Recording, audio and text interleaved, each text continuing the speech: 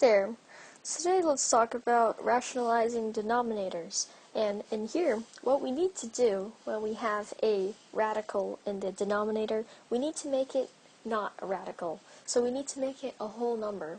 And what we can do is multiply the radical by itself, because we know that when we multiply a radical, we get radical times radical, which is square root of the radical squared, which is just the number at the end.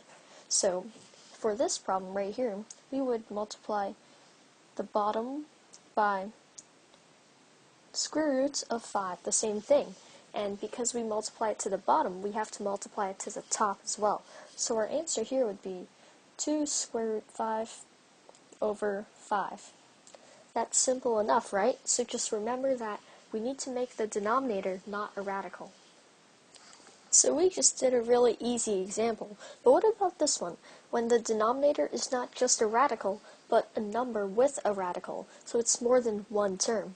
The problem here is that we can't just multiply it by square root 7, because then when we multiply it out, we just get another square root with 5 square root 7. So what we need to do is we need to somehow erase the whole term in the bottom by multiplying it by another thing called a conjugate. And that's pretty much the same thing, but with a negative sign. And the reason why that works is because we remember when we multiply, if we multiply x plus 9 or x minus 9, we get the middle terms to disappear. And at the end, we just get the first terms and the last terms. And that's what we're doing here. So let's see. We would have, to multiply it by itself, we would just do the form of it without the positive sign. So instead, it's a negative sign. So we would have 5 minus square root 7 and do it to the top too. So it gets a little trickier. But the trick here is, so we know the top would be, if we multiply them together, we would get 15 minus 3 square root 7. The bottom here is trickier because we're multiplying 5 plus square root 7, 5 minus square root 7. So that's called the difference of sums, right? So what we need to do is, since we know the middle term crosses out, we can just multiply the first and the last. So we would get 25 minus 7, because square root of n times square root of n equals n. Alright, so that would be our answer, 25 minus 7, which is 18. So that's our final answer right here.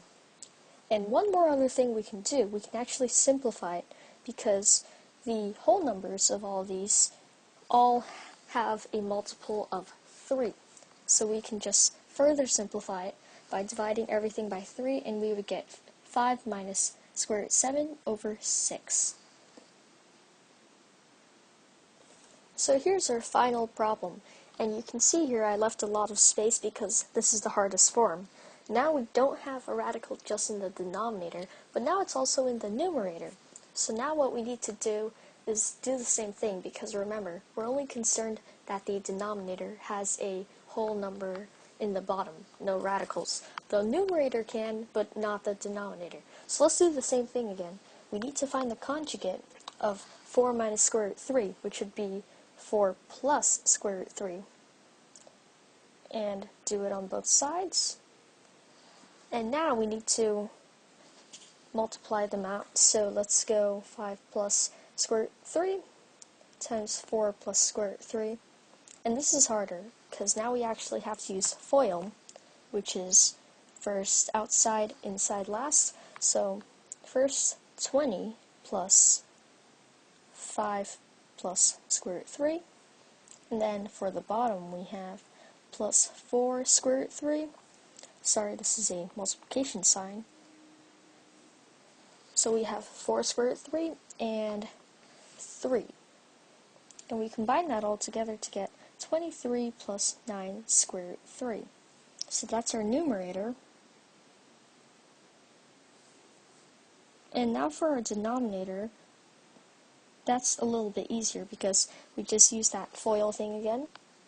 So it would be 4 minus square root 3, 4 plus square root 3. Just multiply the first and the last, which is 16 minus 3, which is 13. And that's our final answer right there. Thank you for watching. This has been Rationalizing Denominators with Radicals, provided to you by SATFreePractice.com.